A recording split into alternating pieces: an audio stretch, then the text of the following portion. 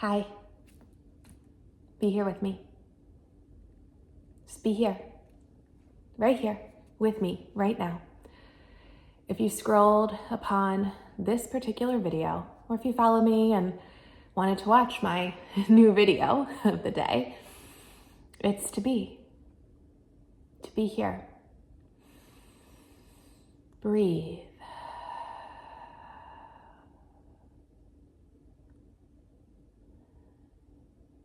You know, I record these, and you've probably heard me say it before if you follow along with me regularly, is that looking at yourself, talking to yourself, with yourself, for yourself,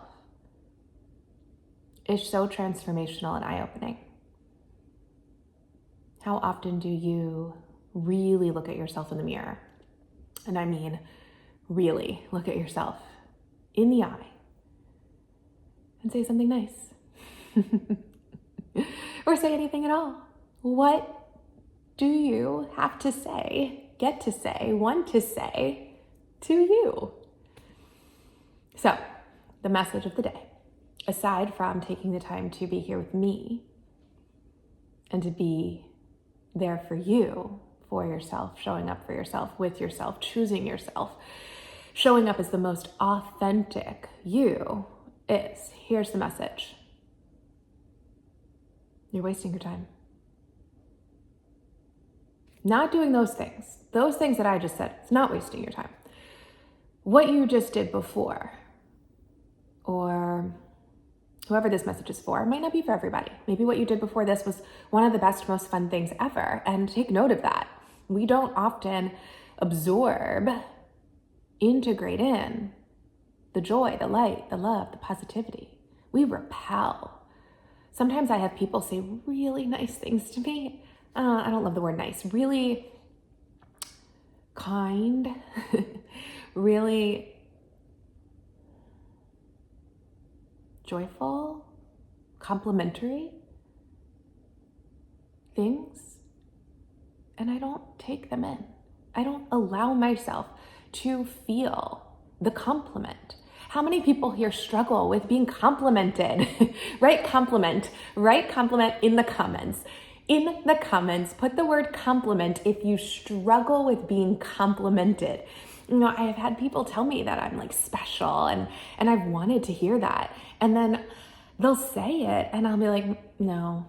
Like unconsciously, my mind is finding, searching, identifying reasons that they are just manipulating me, taking advantage of me in some way, trying to get me to do something by saying that compliment, viewing it as a transaction, like, oh, them complimenting me means that I owe them something, or they're trying to get something from me. And maybe they are genuinely being honest and truthful.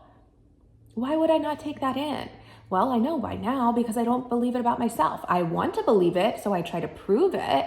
Make yourself so significant, so special, and we're all special. And in us all being special, we're not really special, but that's okay. Can we just take it in that we are all special and that you are special then? If we are all special, then you are. Because you have something to share, to express, to offer authentically, naturally, by being you. You have a magical ability. I believe it. If you are here, I trust it. I have full faith in it, that we all have access to this higher source of consciousness. And through that, we are like a channel for information, for messages, for insights, for the breakthroughs, for the aha moments. And they can be simple. They can be small. Small miracles. Small miracles. I got a card in the mail, somebody thanking me. Now I view that as a small miracle, and I fully take in that with gratitude, that compliment. I view a thank you as a compliment. And if someone tells me that I am special or that I'm beautiful, I feel it. And so can you. You are here to learn and understand your own mental blocks, your own subconscious limiting beliefs, your own barriers. And you are wasting time by defending, ignoring, dismissing, that's the better word, dismissing the compliment, dismissing your greatness, dismissing the connection to something that is authentic and enjoyable, that is fulfilling, that's satisfying. Not searching and seeking the value, not searching and seeking the external validation or the compliment. Not trying to be complimented, because when you're trying, it's going to feel fake. And then it really isn't something to integrate into yourself. But if it comes naturally, if it comes spontaneously, if it comes by being you and showing up as you, then those compliments are true. And they are most true when you believe them and when you take the time to see and perceive and know it for yourself, because you talk to yourself in that way too. And so if the message is you're wasting your time, look at all the ways that you are not choosing you, and that's a waste of time. And so if you spend a lot of time in your brain, ruminating, planning for the future, let's say something happens, maybe something didn't go your way. Maybe your day was going well and then you got some information or something occurred that led you to be stressed out, led you to feel frustrated, upset, or disappointed. And then you dwell on it. You go back and you look at, what did I do? What did I say? Are you someone that tends to analyze your conversations or analyze your interactions or analyze your experiences after they happen? You go back and you revisit it. What did I say? Did I say this right? How did they respond? Was I polite? Or did I do something wrong? I should have done it this way. All of the ways that we avoid the present moment and all of the ways that we waste time. And so you might backtrack, you might analyze the past, you might also try to prepare for the future. And I do this too, of like, here's a conversation I'm gonna have with this person the next time I talk to them, or here's what I'm gonna do when I'm at this place. Even planning for my classes, I don't plan them. Coming on here, the only thing I knew was I'm gonna pop on here and I'm gonna share. You're wasting your time. Because not only is that real for one person, that's real for many. And that exists in our collective consciousness, that so many of us are legitimately wasting time in our thoughts, not being present in the moment, analyzing conversations and situations, thinking and preparing and planning for the future, and sometimes even planning for things that we don't really want to be doing. Think about it. Maybe you want to cancel something because you don't want to do it. And going to it would be a waste of time. But even the ruminating of what do I say and how do I say it and when do I say it is wasting time. Coming to the present moment right now, like I said at the beginning, be with me, be here. Be here with me right now. Look at me. Maybe look at you in the mirror if it's available. Breathe.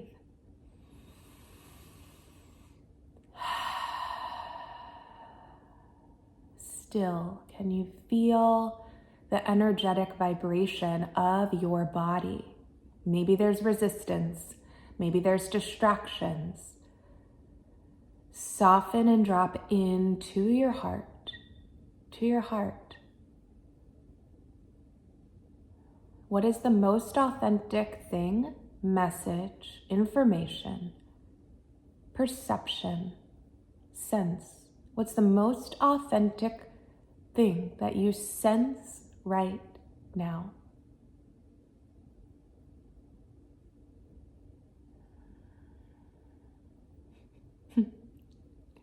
What's coming up for me is be the light.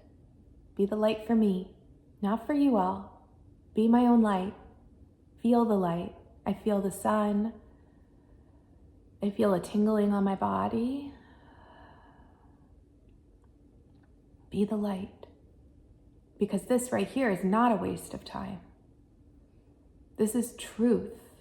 This is knowing.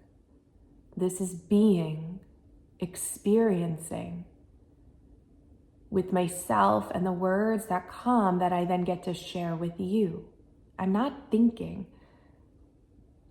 I'm speaking what comes without planning.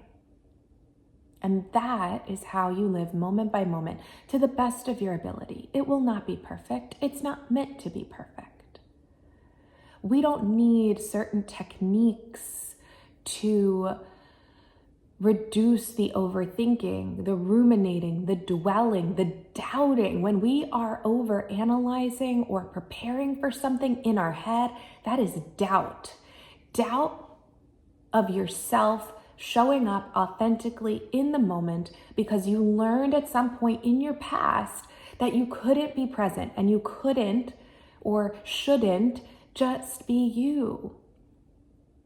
Something scary had likely happened that then led you to develop the belief that I need to plan ahead. I need to think and assess and question and doubt myself because maybe I wasn't believed by somebody or I did something and then there was some scary consequence or I was shamed or placed upon in guilt. I don't know if I've shared this story before, maybe, but a big memory of mine is when I was in kindergarten, and I share this a lot with my own therapist, and I go to therapy now. It wasn't always this way before, but I go to therapy now because I love it. I want to be there. I look forward to it. It is one of the most authentic things for me to show up to therapy because I'm like, what's going to happen? What aha breakthrough am I going to have? What am I going to experience with myself? What is this person maybe going to offer to me? And I don't plan ahead. I just show up there. It's not a have to, it's I get to, and I enjoy it. It's like I enjoy these videos. And I enjoy being on my mat and doing yoga, meditating regularly, walking outside in nature. And so when I was a kid in kindergarten, I was playing with a friend in the classroom while the teacher was doing these like one-on-one reading assessments with other students in the class. And I think there was kind of time for roaming and free play. And me and this other kid were doing cartwheels. And I remember I was having fun. I was having so much fun. And the teacher said, she did warn us, she said, if you do one more cartwheel, you're going to be in trouble. She gave us another warning or a message, a direction before that saying, don't do a cartwheel. Don't do any more cartwheels. And then it was, if you do one more cartwheel, you're going to be in trouble. Well, we were having fun. And being the rule breaker that I usually was not, I did another cartwheel. We both did.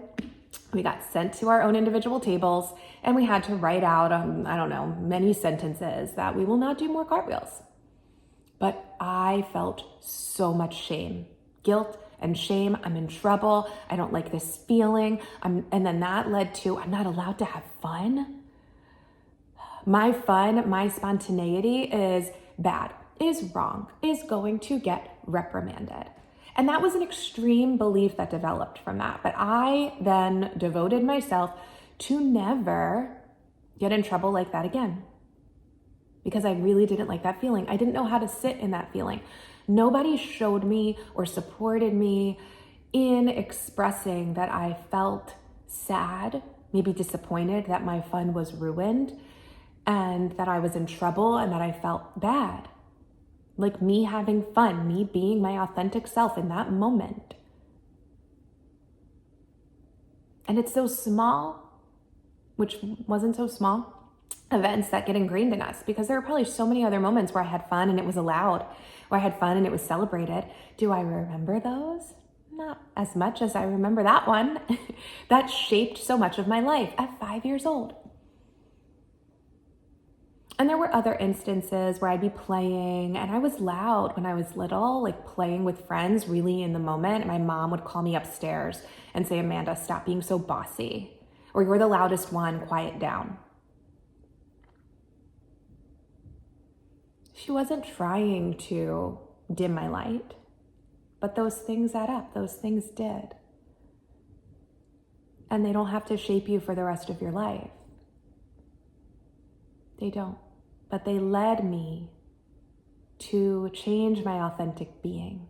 And now that I'm more aware, and I invite you to consider what memories, go deep into the core of it, the limiting beliefs, the ways that we then develop these protections, like the thoughts, to think your feelings instead of feeling them, to think and plan ahead to protect yourself from disappointment. When you have the capacity and the competency to be with your disappointment if it happens, and acknowledge your fear. Exposure therapy, being with the fear. Not I need to fix my fear, but just I have the fear that my fun will be messed up, my fun will be ruined, I will be disappointed. I also, from my separation anxiety as a kid, struggled with separation anxiety from my parents, and then that led to feeling scared within romantic relationships early on, of being like away and separated, codependent behaviors, that my fear is that they won't come back. That's it. I don't need to do anything more except acknowledge and feel that fear. They might not come back, and they might not. I don't know. Maybe they will, maybe they won't. To be in the unknown. Because that's all there is change and the unknown. And the unknown can be fascinating. The unknown can be exciting. The unknown can lead to so many possibilities. It's helping your system and your body be with it. And we do that solely by being and allowing safely with yourself.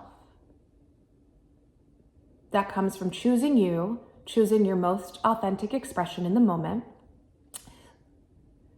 acknowledging and identifying self-limiting beliefs, and engaging in these practices: meditation, movement, being, showing up here, being with me, being with you, writing, being out in nature. You choose. You choose your authenticity, and your gifts and your magical abilities will reveal themselves. No longer wasting time. That is the message. You amaze me.